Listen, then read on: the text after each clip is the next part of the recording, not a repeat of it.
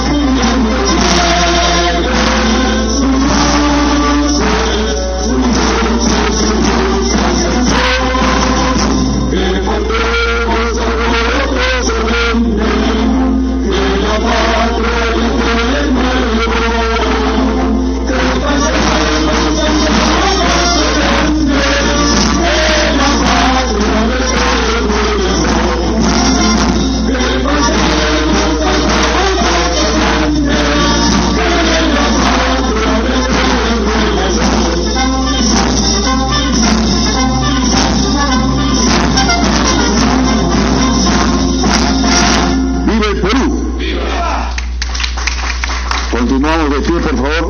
Himno a Pasco.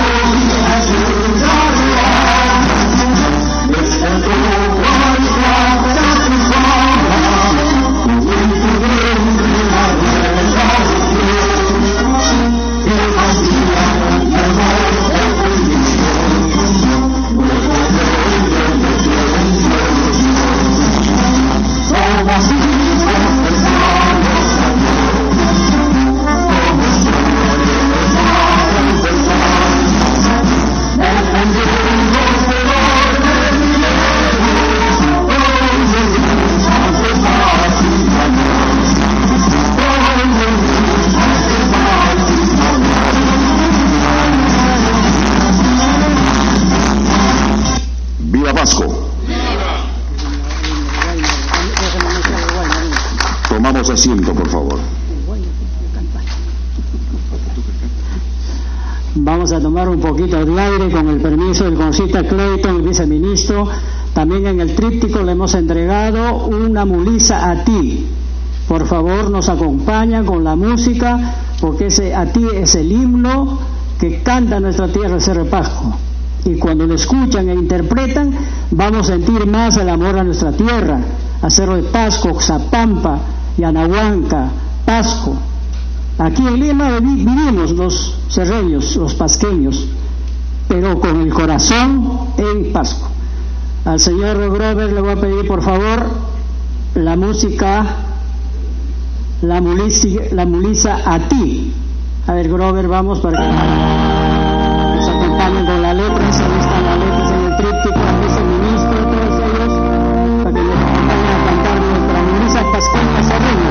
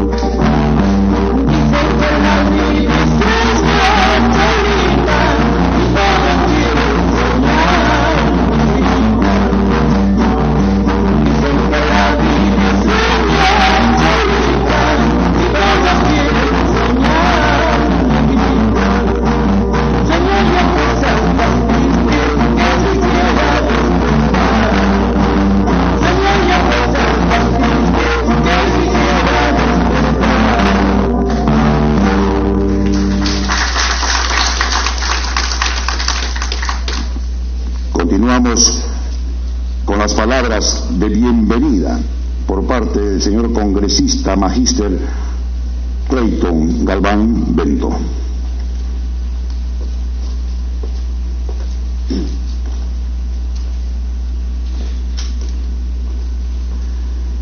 Muchas gracias. En primera instancia quiero dar gracias a Dios por permitir estar frente a cada uno de mis hermanos y mis hermanas de mi hermosa región de Pasco. Efectivamente, hoy nos encontramos en el mes de febrero y marzo, donde mis calles de la ciudad de Pasco se visten de gala con sus guainos y sus mulisas. Identidad cultural que nace de lo más profundo de nuestros sentimientos.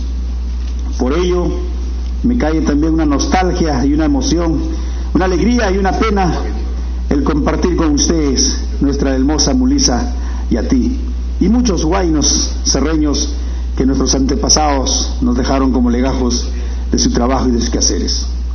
Quiero saludar de manera muy especial al ingeniero Luis Miguel Inchauste y Ceballos, viceministro del Ministerio de Energía y Minas.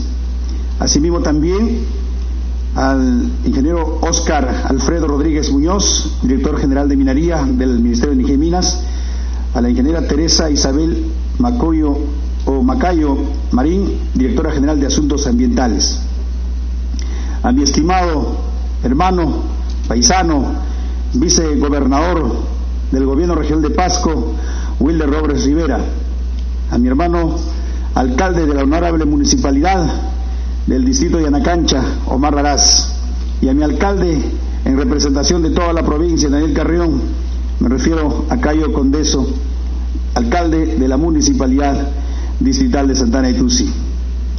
Mucho gusto de ver las caras de muchos de mis autoridades, el exalcalde Martín Solís, muchos funcionarios, de mis hermanos y mis hermanas de la región de Pasco. No podíamos dejar, digamos, por olvidado o por desapercibida fechas tan importantes de nuestras vivencias, de nuestras tradiciones, de nuestras costumbres.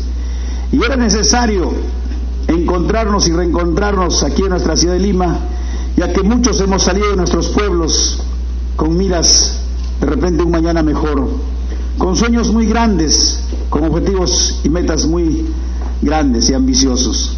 Estoy seguro que muchos de mis hermanos serreños hoy en día son grandes empresarios, comerciantes, grandes hombres de lucha que han hecho y el esfuerzo necesario han hecho que lleven pues no solamente a Lima, sino también a toda la sierra, la selva y por qué no decir a toda la costa. Es por ello, como congresista de la República, permítanme el día de hoy, representándoles a ustedes también, retransmitir y transmitir un saludo cordial. No solamente un saludo cordial, sino también ese cariño, ese reconocimiento, ese aprecio, y esperando que el día de hoy, durante su estadía, sea una reunión de confraternidad, una reunión de hermandad, una reunión de compañerismo y, por cierto, de intercambio. Y lo más importante también, aprovechando este día importante para nosotros como serreños, como pasqueños, conocer de cerca lo que efectivamente en un momento fue nuestro vecino, que nos dio, digamos, la pequeña riqueza o nos dio una tranquilidad temporal, la explotación minera de nuestro yacimiento en Cerro de Pasco a cargo de la empresa Cerrosac. Si bien es cierto, somos conscientes que así como nos embarga el dolor, nos embarga también la alegría, pero somos conscientes que hoy en día nuestra ciudad de Cerro de Pasco prácticamente se encuentra pues una ciudad opulenta, villa minera, se encuentra en primer lugar en la pobreza, con un alto índice de desempleo, con un alto índice de alcoholismo, drogadicción, con un alto índice prácticamente de todo lo malo que existe en este mundo. ¿Por qué? Porque efectivamente hemos sido, digamos, empobrecidos de nuestros yacimientos, de nuestros suelos, y solamente se han llevado nuestras riquezas. Y amargamente hoy recordamos que efectivamente pues hace 20 años esta empresa minera tenía más de 5,000 trabajadores, donde los martes se cubrían de grandes ferias, el intercambio comercial, la visita de muchos comerciantes, transeúntes, vecinos y otros. En cambio hoy en día pues nuestras ferias son tristes, solamente nos acompañan las heladas, las lluvias y el friaje. Pero no podemos vivir de sufrimiento. Desde lo más profundo también de nuestros sentimientos justamente sale ese dolor y se convierte en eco de reclamo, de lucha para reclamar nuestros derechos. Si bien es cierto, la región de Pasco por más de 100 años, 150 años, ha venido aportando al fisco nacional. Y creo de que el Estado está escuchando. Si ustedes pueden hacer una comparación en estos últimos años, efectivamente, pues desde el año 2014, 2015, 2016, se empiezan a recibir transferencias nuestras municipalidades, aparte del canon sobre canon que efectivamente se ha dado desde el 2008. Empezamos a recibir las transferencias de parte del Estado en inversiones en saneamiento básico, carreteras, postas médicas, hospitales y otros. Nosotros desde aquí seguimos luchando y bregando y reclamando nuestros derechos, de que el Estado tiene que escuchar a una pequeña región que ha aportado tanto al fisco nacional. Por ello, como congresista de la República, quiero darles la cordial bienvenida a todos ustedes, quienes, estimados paisanos y paisanas, han venido pues aquí a este auditorio para poder compartir, escuchar e intercambiar. Mi profundo agradecimiento al señor viceministro, en representación del ministro de Energía y Minas, que el día de hoy nos acompaña para que efectivamente nos pueda un poco, digamos, sacar de dudas de lo que hemos estado pues nosotros siguiendo hace mucho tiempo. Mi agradecimiento profundo en este caso al gobierno regional de Pasco, que hoy nos representa el señor vicegobernador en representación del gobernador regional. Muchas gracias, Wilder. Estoy seguro que trabajando en una forma armoniosa, en una forma conjunta entre todas las autoridades y su pueblo, vamos a lograr que efectivamente nuestra región empiece a recibir inversiones y también nos escuchen y atiendan a muchos de nuestros reclamos que tienen cada uno de nuestros pueblos. Bienvenidos a este hermoso encuentro de pasqueños en la ciudad de Cerro de Pasco, en la ciudad de Lima. Muchas gracias.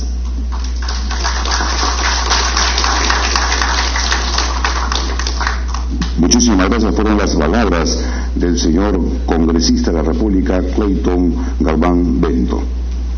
A continuación, tenemos la exposición del señor viceministro de Minas, el señor Miguel Inchaustegui Ceballos.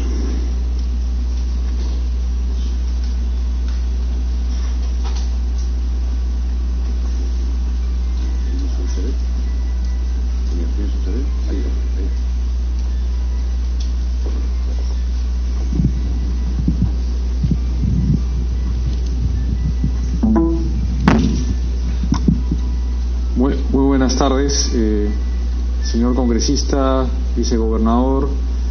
Gracias en primer lugar por la invitación que nos están haciendo a nosotros para poder estar acá presente en este importante encuentro con ustedes y de alguna forma poder informarles sobre cómo va el procedimiento de la empresa Cerro SAC en este momento ante el Ministerio de Energía y Minas.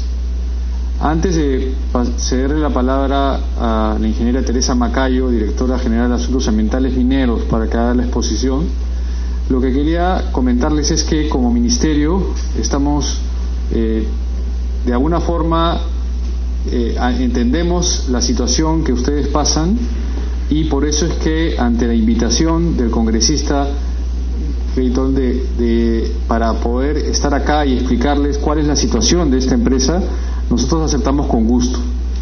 Nosotros estamos en el ministerio preocupados porque las empresas mineras cumplan con las normas legales y si no las cumplen, nosotros como Estado también estamos ocupados en que sean sancionadas correctamente. Y en lo que se refiere específicamente al cierre de minas, consideramos importante también explicarles cómo es el proceso de el cierre de una mina, cuánto tiempo dura, en qué consiste y darles las garantías de que el Estado va a supervisar y estar ahí para que las empresas mineras cumplan con el cierre que corresponde cuando la etapa de la mina concluye.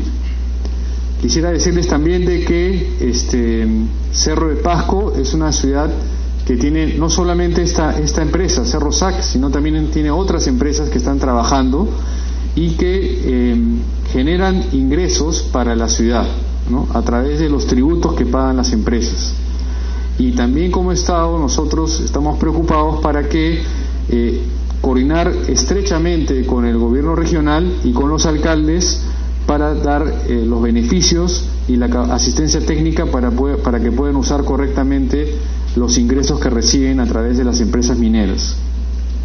Creemos que para que la actividad minera realmente genere un desarrollo en las ciudades donde está operando, es que tenemos que trabajar las autoridades en coordinación estrecha, el gobierno nacional, el gobierno regional y los alcaldes, para que poder primero supervisar que las empresas trabajen bien y otra actividad importante es ayudar a las autoridades locales y al gobierno regional a usar correctamente los ingresos que reciben por estas actividades mineras.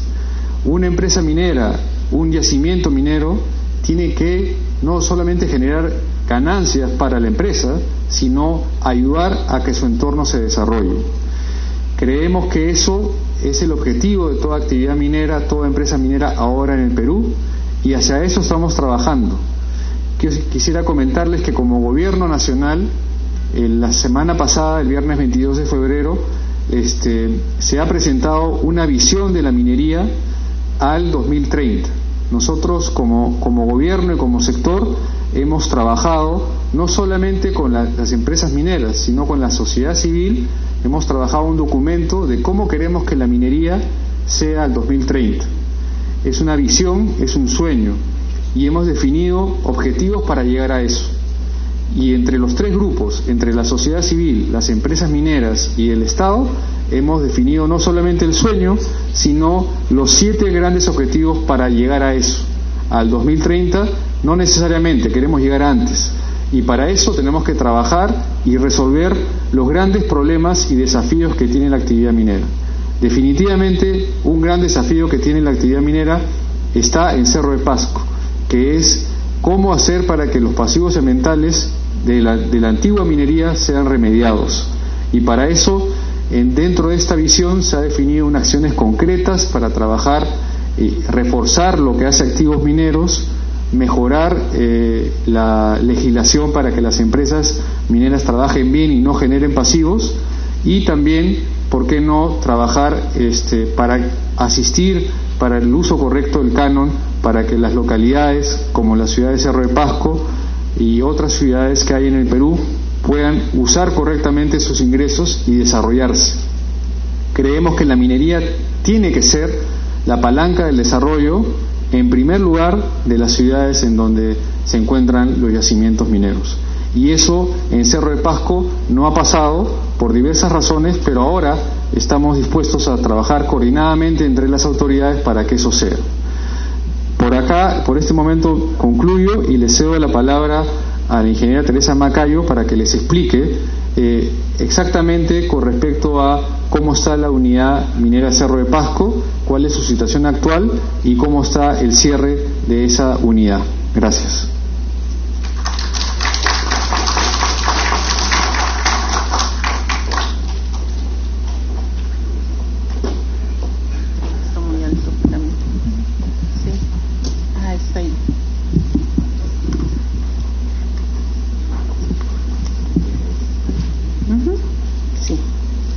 Bueno, buenas tardes.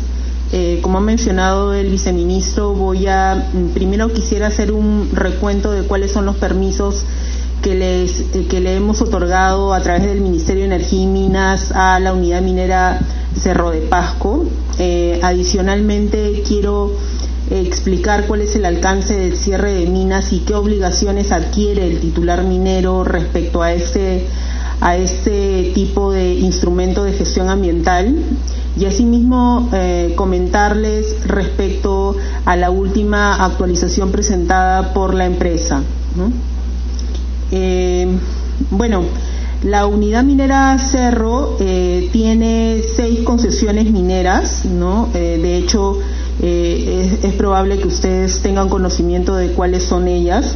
Esperanza, Pámpado 5, Acumulación Cerro, San Expedito, Paracha, Ocroyoc, Huilacocha y Anamate. De hecho, es necesario ser titular minero de una concesión minera para poder proponer un instrumento de gestión ambiental y posteriormente solicitar los permisos ante la Dirección General de Minería, que están enfocados a la autorización de construcción y al inicio de operaciones de la unidad minera. Siguiente. Los instrumentos de gestión ambiental, de hecho, Unidad Minera Cerro es una operación bastante antigua, ¿no? Cuenta con un PAMA del año 1997, pero el último instrumento de gestión ambiental corresponde a un segundo instrumento técnico sustentatorio para la optimización de la planta Paracha para el procesamiento de stockpiles de la unidad minera Cerro, ¿no? Esa es la última modificación que ha realizado en el marco de los instrumentos de gestión ambiental, ¿no? Asimismo, la unidad minera Cerro ha realizado o cuenta con permisos sobre la concesión de beneficio, ¿no? ¿Por qué son importantes estos permisos? Estos permisos sirven justamente para que, como les comentaba, cuando tienen un instrumento de gestión ambiental, el siguiente paso es solicitar la autorización de construcción ante la Dirección General de Minería, y para ello primero se solicita la concesión de beneficio. Una vez otorgada la concesión de beneficio, el administrado va a iniciar la construcción de la planta de procesamiento, del depósito de relaves, y luego de ello la Dirección General de Minería va a verificar que esa construcción se ha llevado a cabo de acuerdo al expediente presentado y va a autorizar el funcionamiento de esa planta y de ese depósito de relaves, ¿no? Entonces, respecto a las autorizaciones de la unidad minera Cerro, la última otorgada es la construcción y funcionamiento del proyecto de ampliación de capacidad instalada de la planta de beneficio Paracha Ocroyoc de 12.500 toneladas día a 17.500 toneladas día, ¿no? Eso ha sido aprobado en marzo del 2018. Del mismo modo, ya les había comentado sobre la concesión de beneficio que está relacionada a la planta de procesamiento, pero para poder procesar mineral definitivamente pues tienen que modificar a esa capacidad, porque les mencionaba la última capacidad aprobada, va a tener que haber una modificación respecto al plan de minado, ¿no? Entonces esa modificación la aprueba el gerente de mina, ¿no? Y la comunica a la Dirección General de Minería, ¿ok? Y está relacionada a las actividades de explotación, ¿no? Siguiente, por favor.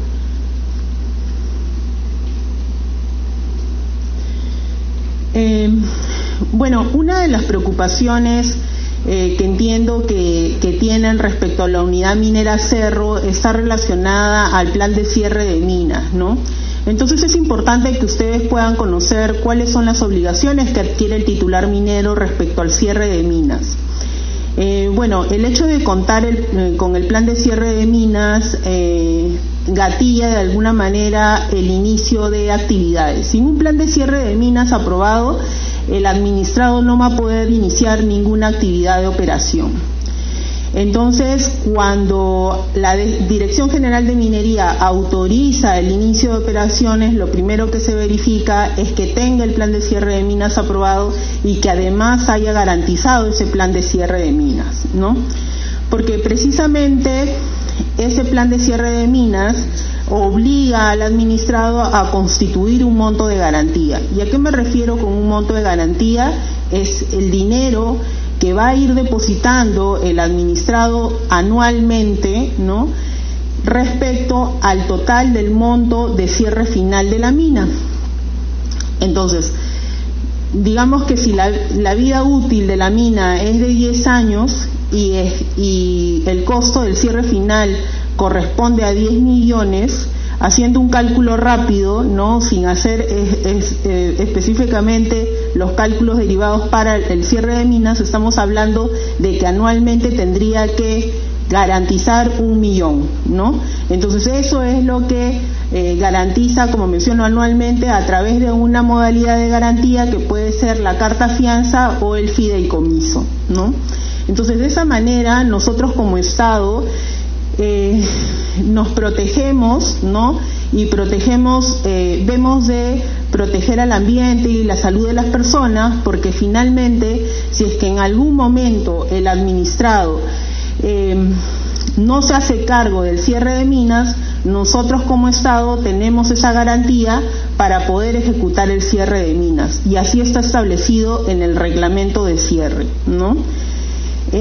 Adicionalmente, el administrado está obligado a informar sobre el cese de operaciones 2 años antes de que realmente cierre sus operaciones, ¿no? Bueno, también el plan de cierre de minas lo obliga a ejecutar las medidas de cierre que ha declarado en este documento, ¿no? Asimismo, si es que se decide hacer una cesión o transferencia de la compañía, de las concesiones mineras, el adquiriente adquiere la responsabilidad del cierre de minas, ¿no? Sí, la siguiente. Okay, ¿cuál es el objetivo del plan de cierre de minas? Como ya lo he mencionado, pues es asegurar de que el ambiente no sea impactado en el largo plazo después de que una operación culmine en su vida útil, ¿no? Rehabilitar el área utilizada o perturbada por la actividad minera. Obliga al titular a cerrar adecuadamente el área que ha intervenido. ¿Y a qué me refiero con adecuadamente? De acuerdo a lo establecido en el reglamento de cierre de minas, pues el titular está obligado a estabilizar física, química y químicamente el área, ¿no? A largo plazo. Asimismo, está obligado a realizar la rehabilitación de los hábitats acuáticos de la zona, del sitio que ha intervenido, ¿no? Asimismo, el plan de cierre contiene la fecha estimada en la que el titular va a iniciar el cierre final de la unidad minera. Y tiene como meta cerrar, como he mencionado, logrando la estabilidad física, geoquímica, hidrológica y biológica de los componentes. Y básicamente pues se proponen medidas de remediación en el marco del plan de cierre de minas, ¿no? ¿Cuáles son los escenarios del plan de cierre de minas? Yo les hablaba del cierre final principalmente, porque el cierre final es el que va a definir el monto que el titular minero tiene que garantizar para cerrar la unidad minera. Pero dentro del documento del instrumento de gestión ambiental, el titular propone diferentes escenarios de cierre de mina. Uno de ellos es el cierre temporal, y ese se propone ante cualquier paralización que decida hacer, ¿no? Es decir, si por un tema económico, digamos que los precios de los metales no hacen rentable en algún momento la operación, el titular puede presentar una comunicación indicando que va a realizar una paralización de operaciones, y eso conlleva a ejecutar medidas de cierre temporal que van a estar establecidas en su instrumento de gestión ambiental. ¿Por cuánto tiempo podría paralizar las operaciones el titular minero? De acuerdo a lo establecido en la norma, únicamente hasta por 3 años, ¿no? Otro de los escenarios de cierre final, de cierre que se pueden plantear en el instrumento de gestión, corresponde al cierre progresivo. ¿Qué cosa es el cierre progresivo? Son aquellas actividades de cierre que realiza el titular minero en la etapa operativa del proyecto, ¿no? Es decir, como parte de su operación va cerrando algunos componentes mineros. Por ejemplo, si tiene un botadero de desmonte que va a ir operando, ellos pueden ir cerrando parcialmente ese depósito de desmonte, en tanto esto no interfiera con la operación.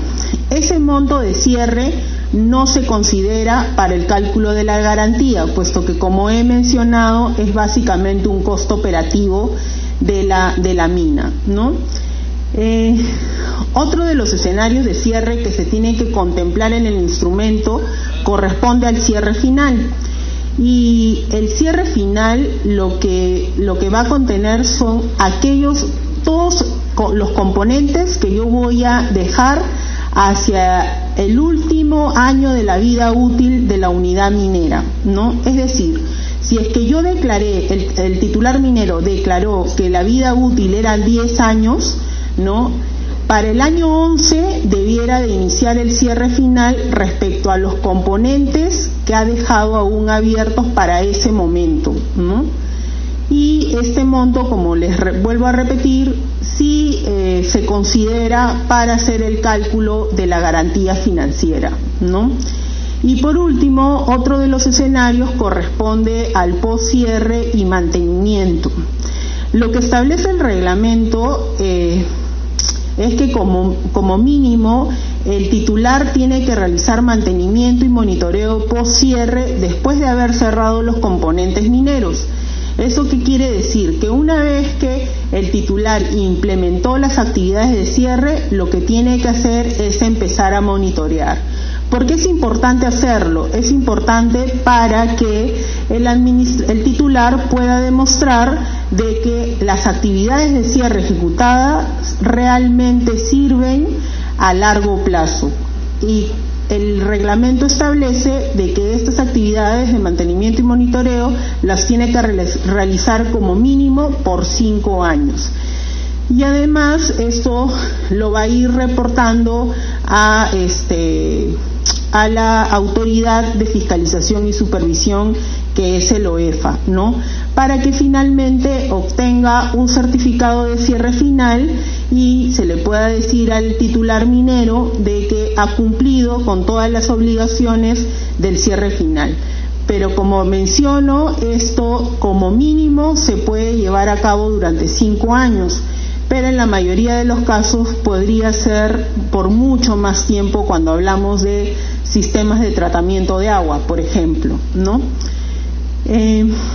Bueno, eso es en líneas generales lo que es aplicable para el cierre de minas. Ahora, en particular para respecto al cierre de la unidad minera Cerro, ¿no?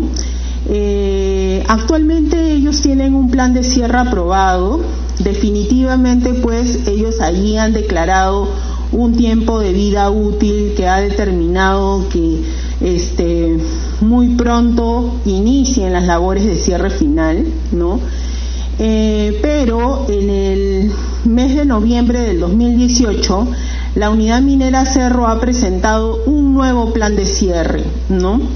Entonces, donde lo que está buscando es modificar ese cronograma de cierre precisamente, y que está basado en algunos cambios que tiene aprobados en la operación que ya les mencioné. Tenían un segundo ITS y además hay una ampliación de planta, ¿no? Y todo eso se está incorporando en este plan de cierre, porque es importante de que esas nuevas actividades o ampliaciones que ha propuesto en estos permisos sean recogidos en el plan de cierre para poder nosotros garantizar como Estado de que eso se va a cerrar, ¿no? Si esas ampliaciones no están recogidas en un plan de cierre, entonces no podemos generar la obligación para el titular para que pueda cerrar esas instalaciones, ¿no? Yo hacía referencia a un segundo ITS y a una modificación de la concesión de beneficio.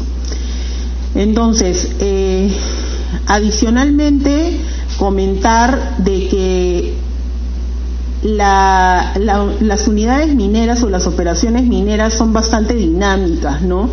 Entonces, en realidad, si bien en el documento se puede plantear un cronograma de cierre basado en el tiempo de vida útil, que además se calcula con la declaración anual consolidada que presente el administrado a la Dirección General de Minería, es posible de que estos cronogramas se vean modificados porque anualmente, o no necesariamente anualmente, pero en el tiempo, ¿no? Es posible de que los titulares mineros vayan realizando exploraciones que hagan que sus reservas se incrementen, ¿no? Y eso finalmente lo declaran a la Dirección General de Minería, y con eso se hace un nuevo cálculo de la vida útil.